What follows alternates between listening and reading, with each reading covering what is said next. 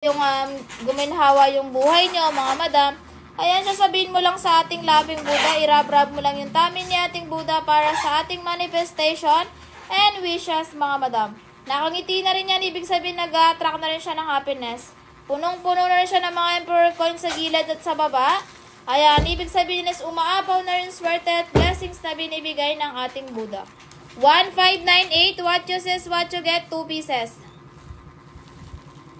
2 pieces, what you see is what you get, mga madam. Ayan, what you see is what you get po, mga boss, madam. Ayan, comment kayo dyan sa live natin.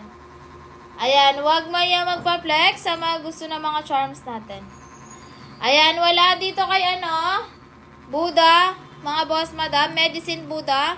1598 lang to. Mag-comment kayo sa live if interested. Ayan, mga boss, madam, comment kayo sa live. Ayan, ang dami natin figurin.